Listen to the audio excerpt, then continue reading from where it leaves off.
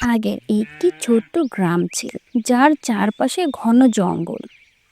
গ্রামবাসীরা বিশ্বাস করত জঙ্গলের এক প্রান্তে থাকে এক ডাইনি, আর অন্য প্রান্তে থাকে পরিদের রাজ্য। ডাইনির নাম ছিল কালো ছায়া, আর পরিদের রানী ছিলেন আলোকময়ী। দুজনেই ছিল অত্যন্ত শক্তিশালী, কিন্তু একে অপরের পরিপূর্ণ বিপরীত। গ্রামের মানুষেরা ডাইনিকে ভয় পেত।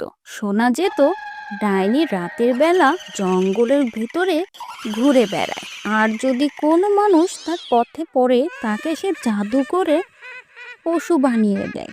অন্যদিকে পরিদের রানী ছিল মায়াময়।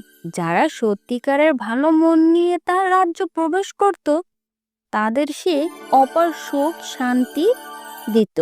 গ্রামের এক কোণে বাস করত তরুণ এক কৃষক। তার নাম ছিল অর্জুন। সে খুব সাহসী আর গ্রামবাসীদের ভয়কে হাস্যকর মনে করত।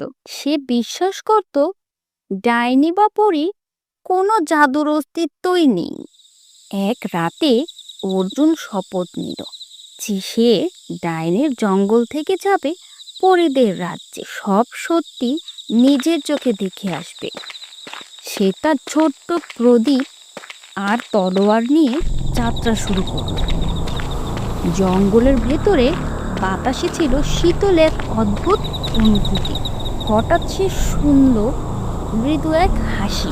ঘুরে দেখলো এক বৃদ্ধা গাঢ় লাল আভা। তোমার নাম অর্জুন, তাই না? তুমি কে? আমি ডাইনি কালো ছায়া।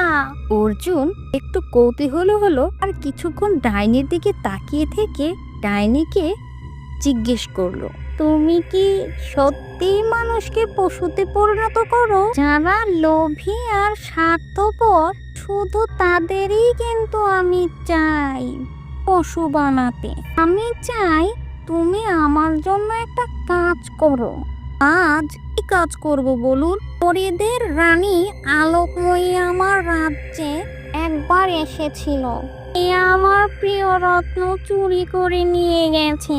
যদি তুমি তা ফিরিয়ে আনো, আমি তোমাকে এমন জাদু দান করব যা কেউ পাবে না। অর্জুন সম্মত হলো, তবে তার মন বলছিল ডাইনি পুরোপুরি সৎ নয়।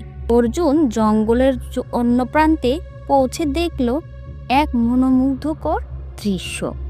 চারিদিকে আলো ছড়িয়ে পড়ছে, বাতাসে ফুলের সুবাস।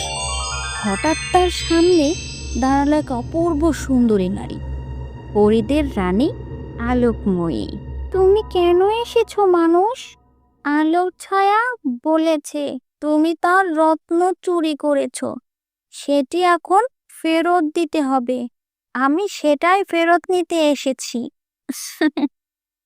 আমি রত্নটা চুরি করিনি, সেটি কালো ছায়া মানুষের ক্ষতিতে ব্যবহার করছিল। আমি শুধু তা রক্ষা করেছি মাত্র। অর্জুন দ্বিধায় পড়ে যায়, ভাবছে কি শুনে আসলাম আর কি হয়ে গেল। শোনো, তুমি যদি সত্যি জানতে চাও তবে আমার সঙ্গে এসো। আমি তোমাকে দেখাচ্ছি কালো ছায়া মিথ্যে বলেছে নাকি আমি তোমাকে মিথ্যে বলছি। পরীদের রানী অর্জুনকে নিয়ে গেল এক ঝর্ণার কাছে। সেখানে একটি আয়না ছিল যা সত্য দেখাতে পারে। আয়নায় দেখা গেল ডাইনি কালো ছায়া রত্ন ব্যবহার করে গ্রামবাসীদের লোভী ও হিংস্র করে তুলছিল।